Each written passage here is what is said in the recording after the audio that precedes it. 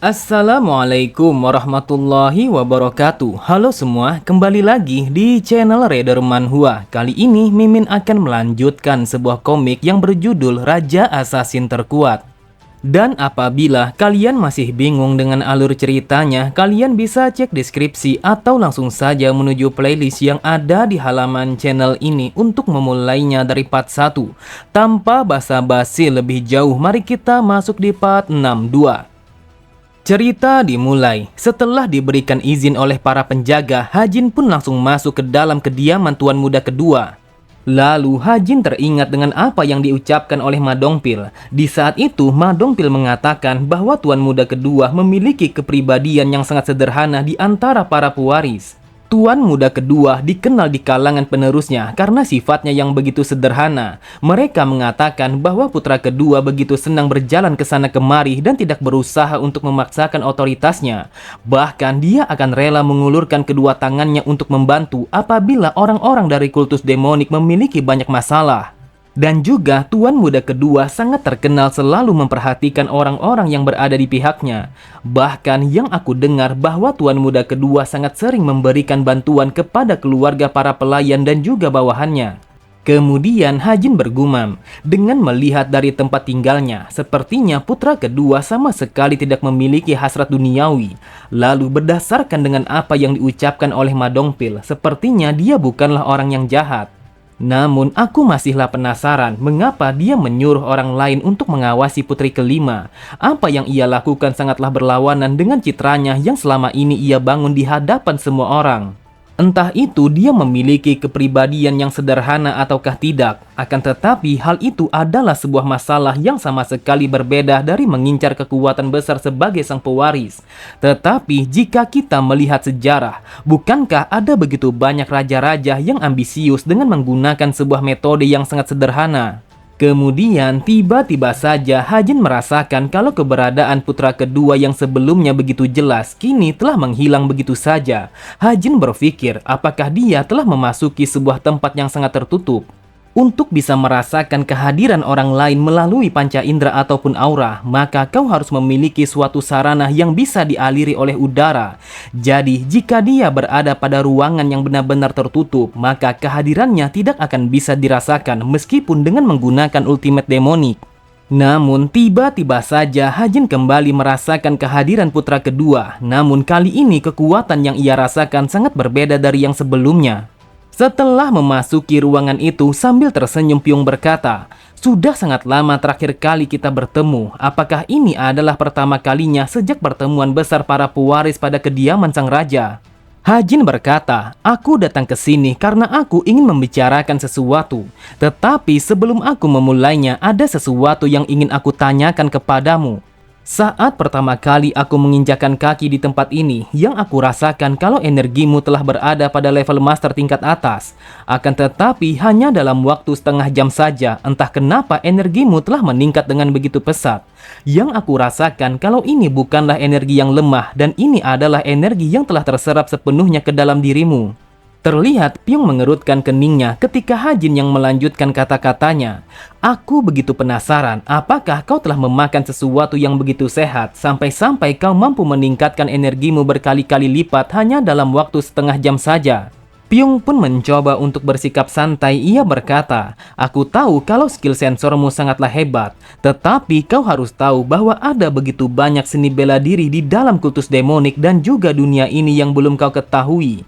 Namun saat kau mengalaminya bagaimana luasnya dunia ini, maka kau akan bisa menyadarinya." Mendengar itu, Hajin bergumam, "Dasar sialan, apa yang kau katakan? Aku sudah mengetahui ribuan seni bela diri dari faksi ortodok ataupun non-ortodok. Bahkan aku pun juga sudah tahu bagaimana seni bela diri demonik." Hajin berkata, "Itu bukanlah sesuatu yang penting untuk kita bahas saat ini. Namun pastinya kau sudah mengetahui mengapa aku berada di tempat ini. Jadi mari kita langsung saja ke intinya." Pyong berkata, "Kau telah datang ke tempat yang salah. Mungkin saja aku bisa memahami kalau yang datang adalah putri kelima. Tetapi aku tidak mengerti mengapa kau datang ke tempat ini karena sasaranku bukanlah dirimu." Hajin pun berkata, bawahanmu telah melarikan diri, bahkan ia juga telah melemparkan sebuah bom yang sangat beracun, sehingga hampir saja pengawalku terkena masalah yang sangat serius.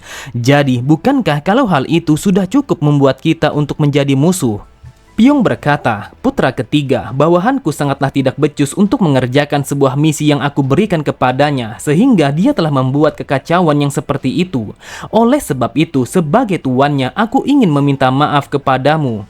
Mendengar permintaan maafnya, Hajin bergumam, itu bukanlah sebuah kata yang mudah diucapkan oleh orang-orang dari kultus demonik, apalagi dia adalah seorang pewaris. Entah dia mengucapkannya dengan tulus ataukah tidak, akan tetapi aku akan mencari tahu dengan cara menggalinya. Sambil menuangkan minumannya, Pyong kembali berkata, sekali lagi aku mengatakan kalau sasaranku bukanlah dirimu, jadi kau tidak usah tegang seperti ini dan bersikaplah dengan santai. Hajin berkata, aku tahu sasaran yang kau tuju adalah kekuatan yang sangat besar, dan itu alasannya mengapa kau bergerak dengan memulainya dari putri kelima. Tetapi jika bukan itu yang kau tuju, apakah mungkin kau memiliki sebuah perasaan terhadap putri kelima? Sontak, Pyong pun melemparkan tatapannya kepada Hajin dengan tatapan mata yang sangat tajam. Pyong berkata, aku berusaha untuk mendengarkan ocehanmu dengan begitu sabar, tetapi apa yang kau katakan sangatlah menggelikan. Aku bahkan sama sekali tidak memintamu untuk bersikap sopan kepadaku karena aku adalah kakakmu. Tetapi kenapa kau membuat situasinya menjadi tidak nyaman? Hajin pun membalas ucapannya dengan mengatakan, apakah kau tahu kalau itu bukanlah sesuatu yang pantas diucapkan oleh seseorang yang telah membuat masalah? Lagi pula, aku sama sekali tidak akan menjadi masalah apabila situasinya menjadi tidak nyaman. Terlihat Hajin telah memancarkan aura demonik yang begitu kuat. Ia kembali berkata, mungkin aku akan mengincarmu sama seperti yang kau lakukan terhadap putri kelima untuk mendapatkan kekuatan sebagai sang pewaris. Jadi, pernahkah kau memikirkan akan hal ini? Mendengar perkataan Hajin, Pyong pun sangatlah marah. Ia pun langsung mengeluarkan energi demoniknya. Ia berkata, dasar sialan, apakah kau berpikir kalau kau akan bisa melawanku? Terlihat segelas minuman yang berada di tangannya telah mendidih begitu saja setelah terkena energi demonik yang dipancarkan oleh Hajin. Sambil tersenyum, Hajin berkata, aku tidak tahu bagaimana kau bisa mendapatkan kekuatan yang seperti itu dalam waktu yang begitu singkat. Namun, meskipun kau telah melengkapi energimu dengan kekuatan yang begitu dahsyat, akan tetapi seni demonikmu masihlah belum sempurna. Itulah alasannya mengapa indramu telah terganggu sehingga kau tidak bisa memahami kemampuan lawanmu yang sebenarnya. Sontak, Pyong sangatlah terkejut, wajahnya menjadi pucat saat melihat mata Hajin yang menjadi merah darah. Bahkan itu adalah sebuah pemandangan yang sangat menakutkan, sehingga membuat Pyong merasakan kalau punggungnya telah merinding. Dia bahkan telah menggilas meja kayu itu hanya dengan menggunakan kekuatannya. Aku bahkan tidak bisa mendustakan tentang kekuatannya karena yang aku rasakan kalau energi ki yang ia miliki sangatlah luar biasa. Mata merah darahnya sama seperti sepasang mata binatang buas yang seakan-akan telah menyedotku ke dalam mata itu. Dan itu adalah sebuah level kekuatan yang bahkan tidak akan bisa aku bayangkan. Sambil mengukir meja itu, Hajin pun menatapnya dengan tatapan mata merah darah. Ia berkata, apakah kau ingin aku menunjukkan sebuah fakta yang sebenarnya tentang kekuatanmu yang lemah itu sekarang juga? Kalau aku pikir lagi, hal ini sama seperti yang terjadi di masa lalu. Apakah kau tahu, dulunya ada orang bodoh yang mencoba untuk menjatuhkanku hanya dengan mengandalkan kekuatan yang sangat kecil. Pyong pun mencoba untuk mengamati tulisan apa yang diukir oleh Hajin hanya dengan menggunakan kekuatannya. Di saat itu, Pyong menyadari bahwa tulisan yang diukir oleh Hajin adalah nama putra keempat, yaitu Hong Yumun. Hajin pun hanya tertawa. Ia berkata, aku yakin kalau kau pastinya sudah mendengar bagaimana nasibnya putra keempat saat ini. Jadi haruskah aku membuatmu menjadi sepertinya? Setelah Hajin yang mengatakan itu, meja itu pun langsung hancur begitu saja karena meja itu tidak mampu untuk menahan kekuatan yang dipancarkan oleh Hajin. Terlihat Pyong begitu terkejut. Ia berpikir, hal ini sangatlah mustahil. Bagaimana mungkin putra ketiga telah mencapai ranah ultimate demonik yang bahkan pada usianya yang masih semuda ini? Putra ketiga telah mencapai ranah itu pada usianya yang begitu muda, dan ini adalah sebuah bakat yang sangat patut untuk dikagumi. Namun sekarang bukanlah saatnya untuk terkesan akan hal itu. Tetapi jika saat ini aku bertarung melawannya, sudah pasti aku akan dikalahkan. Kemudian Pyong mencoba bersikap santai sembari mengatakan kalau ia sama sekali tidak menduga bahwa Hajin telah mencapai ranah ultimate demonik. Hajin pun mengatakan kalau ia telah mencapai ranah itu hanyalah sebuah keberuntungan. Pyong berkata, di dalam kehidupan ini bagaimana bisa kalau keberuntungan akan menjadi satu-satunya sebuah faktor di dalam perkembanganmu. Aku yakin kalau kau telah bekerja dengan sangat keras secara diam-diam dan itu benar-benar luar biasa. Mendengar pujian itu, Hajin pun menatapnya dengan tatapan mata yang tajam. Ia berpikir, apa yang ia lakukan? Apakah dia benar-benar telah memujiku? Ataukah ini hanyalah sebuah tipuan? Pyong kembali berkata, jujur saja kalau ini sangatlah memalukan. Selain putra pertama, aku selalu berpikir kalau aku adalah yang terkuat di antara kalian semua. Akan tetapi ternyata aku salah karena seorang monster yang sebenarnya adalah dirimu. Jadi atas namaku sendiri aku sungguh-sungguh minta maaf dengan apa yang terjadi kepada pengawalmu. Saat ini aku pun menyadari sudah sewajarnya kalau kau merasa tidak nyaman dan juga sangatlah marah atas kejadian itu. Hajin berkata, sepertinya kau sebisa mungkin untuk meredakan suasana ini. Bahkan kau juga membuang pikiranmu untuk bertarung melawanku. Pyong berkata, bagaimana bisa aku bertarung melawanmu sedangkan kau telah berada di ranah yang berada di luar jangkauanku. Aku sadar kalau itu bukanlah sebuah jarak yang bisa dilampaui dengan pengalaman yang panjang ataupun sebuah tipuan. Lalu Hajin pun bergumam, kau adalah orang yang sangat percaya diri, namun kau juga bukanlah seseorang yang sombong. Kau bahkan langsung mengenali dengan lawanmu dan tahu kapan seharusnya kau akan mundur. Sebagai seorang murid dari sang raja demonik, seni bela dirimu sangatlah hebat dan juga kau telah berkembang dengan sangat pesat. Apakah selama ini aku telah salah menilainya? Aku mengira kalau putra kedua telah menyerap semua ki dan juga esensi kehidupan dari bawahannya yang bernama Jaehwan untuk bisa bertambah kuat. Tetapi dengan melihat ekspresinya dan juga sikapnya yang jujur seperti ini, sepertinya dia bukanlah jenis seseorang yang akan melakukan hal seperti itu. Putra kedua memang terlihat sangatlah berambisi dan juga tertutup, akan tetapi dia tidak terlihat seperti orang jahat yang akan terbang tinggi dengan menggunakan bawahannya sebagai tumbal. Kemudian Hajin berkata, apakah kau akan meminta maaf hanya dengan ucapanmu saja? Asal kau tahu aku adalah orang yang dikuasai oleh hasrat, jadi aku akan mengambil apa saja yang akan diberikan kepadaku. Akan tetapi saat ini aku akan berusaha untuk menahan hasratku ini. Pyong pun sama sekali tidak bisa memahami dengan apa yang dimaksud oleh Hajin. Lalu ia pun bertanya apa sebenarnya yang diinginkan oleh Hajin. Hajin pun berkata, seorang atasan yang meminta maaf atas nama bawahannya bukanlah sesuatu yang sulit untuk dilakukan. Tetapi dengarkan aku baik-baik, yang aku inginkan adalah sebuah permintaan maaf dari bawahanmu yang bersalah. Mendengar itu, Pyong berkata, apakah yang kau maksud kalau maafku ini sama sekali tidak cukup untuk menebus kesalahannya? Hajin kembali berkata, tentu saja sebuah tanggung jawab harus dilakukan oleh orang yang melakukannya. Sebenarnya melihatmu yang bertanggung jawab atas kesalahan bawahanmu itu adalah sesuatu yang sangat menyentuh hati. Akan tetapi jujur saja hal itu sama sekali tidak membuatku menjadi terkesan. Pyong berkata, Soryang, aku telah memberikan perintah itu kepada bawahanku. Jadi sudah sewajarnya kalau aku yang akan meminta maaf kepadamu secara langsung. Hajin pun berkata, jika bawahanku mati karena bom racun yang diledakkan oleh bawahanmu, maka aku akan menuntutmu untuk bertanggung jawab.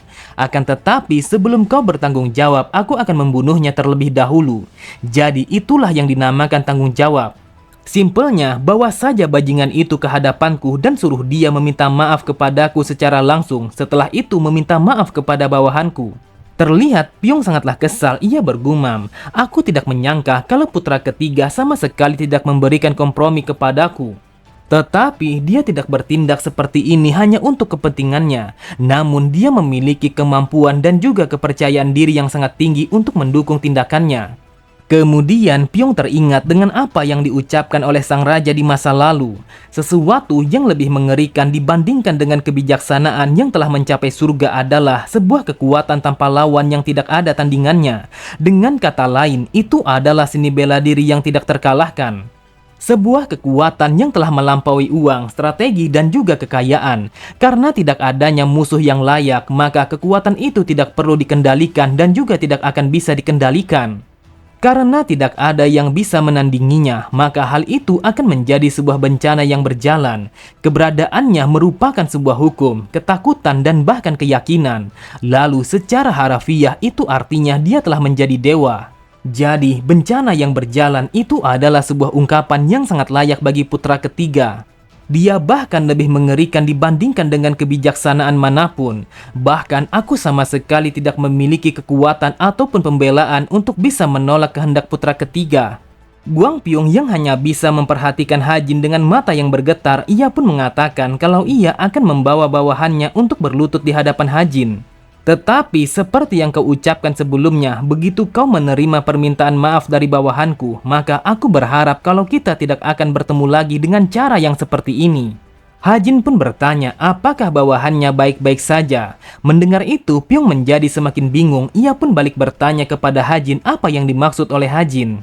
Hajin kembali berkata, sebenarnya aku sama sekali tidak menginginkan permintaan maaf, tetapi aku hanyalah penasaran apakah bawahanmu baik-baik saja. Namun aku tidak menduga kalau kau benar-benar ingin membawanya ke hadapanku. Pyong berkata, kau tidak ingin permintaan maaf. Asal kau tahu, kau sama sekali tidak sopan, bahkan hal ini sangatlah berlebihan. Apakah sejak dari awal kau dengan sengaja mempermainkanku? Sambil berjalan Hajin berkata, aku hanya ingin mendorongmu secara diam-diam untuk bersaing demi mendapatkan kekuatan yang sangat besar. Karena bagaimanapun juga kita adalah saingan. Jadi aku hanya ingin melihat kalau kau adalah orang yang seperti apa. Aku begitu penasaran apakah kau adalah jenis seseorang yang akan menyerangku dari arah belakang sama seperti yang dilakukan oleh putra keempat. Tetapi jika kau adalah seseorang yang sangat mudah untuk menyerah, maka ini adalah akhirnya. Dan aku sama sekali tidak memiliki alasan lagi untuk tetap berada di tempat ini. Terlihat Guang Pyong sangatlah marah sampai-sampai ia telah memancarkan aura demoniknya. Ia pun berkata, apa yang akan terjadi jika aku tidak mau melakukannya? Sambil tertawa Hajin berkata, mungkin aku harus menggunakan sedikit kekerasan agar kau mau melakukannya. Karena kemarahannya telah memuncak, ia pun langsung bersiap untuk melakukan sebuah serangan kepada Hajin. Ia berkata, dasar brengsek, meskipun kau telah mencapai ultimate demonik, akan tetapi kesabaranku ada batasannya. Namun tiba-tiba saja mereka berdua langsung terdiam ketika terdengar suara seseorang yang bergema di tempat itu yang meminta mereka untuk menghentikan keributan itu. Ternyata orang yang berbicara itu adalah putra pertama yang datang ke tempat itu bersama murid sang raja yang lainnya. Guang Yong berkata, setelah sekian lama para murid telah berkumpul, namun kalian berdua telah melakukan sesuatu yang sangat memalukan. Selain putra pertama, terlihat para murid yang lainnya langsung terdiam saat melihat energi Hajin yang telah mencapai ultimate demonik pada usianya yang semuda itu.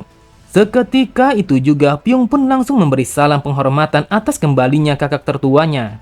Melihat kehadiran putra pertama, Hajin bergumam, apakah dia murid pertama sang raja yang selama ini tidak pernah aku lihat? Seni bela dirinya sangatlah hebat, sampai-sampai aku tidak bisa menyadari kehadirannya sebelum dia menampakkan diri.